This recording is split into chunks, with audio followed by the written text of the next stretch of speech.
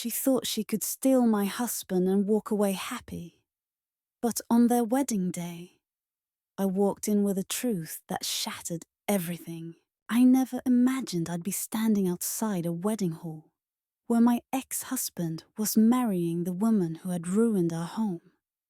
But even more unthinkable, that the woman was my own cousin Claire.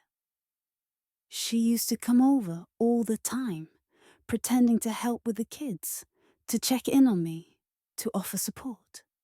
Little did I know, she wasn't there to support me. She was there to slowly take what was mine.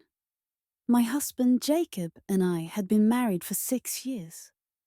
We had 2 beautiful children, and a life that I thought, despite a few ups and downs, was stable.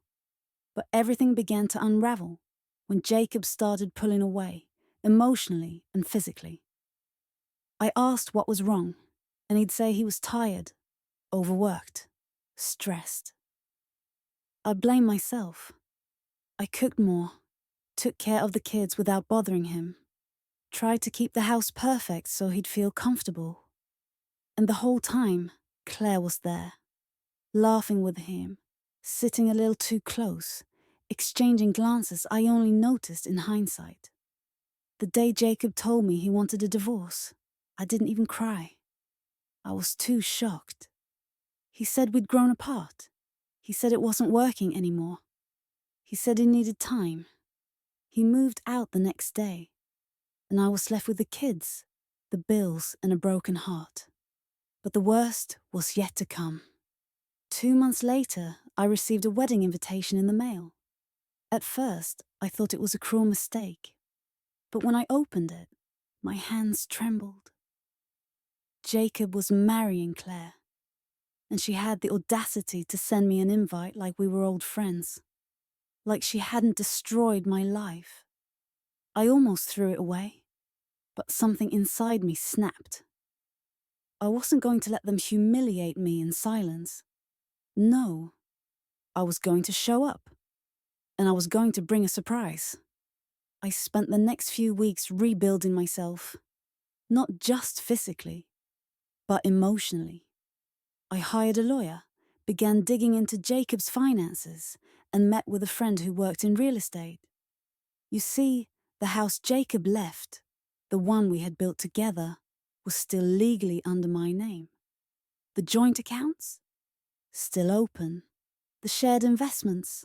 Still active. And Jacob had made a huge mistake. He hadn't checked the paperwork before walking away. I discovered that Claire and Jacob had started spending money from our joint savings to plan their dream wedding. My money. And that was all I needed to go from broken to bold. On the day of their wedding, I walked into the venue wearing a custom-tailored black dress that hugged my frame like armor. I wasn't there to blend in. I was there to burn every illusion they had. As I stepped in, all eyes turned. Claire's face went pale. Jacob froze mid-conversation. I walked straight up to them, handed them a thick envelope and smiled. "You'll want to read that before you say I do," I said calmly.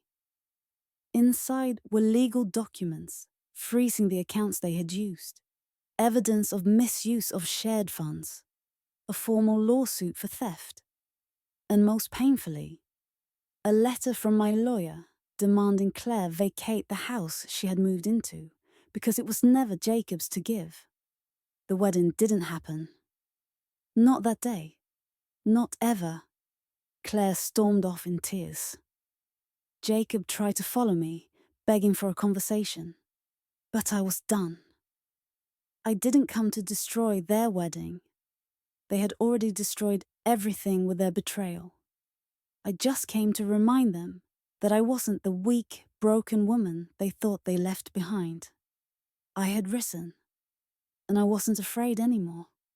Months later, I moved into a better home with my kids. My head held high, and a quiet smile on my lips every time someone mentioned Jacob. He lost more than a wife. He lost a warrior. Because sometimes the best revenge isn't screaming or crying. It's standing tall, looking your enemies in the eyes, and walking away stronger than they ever imagined.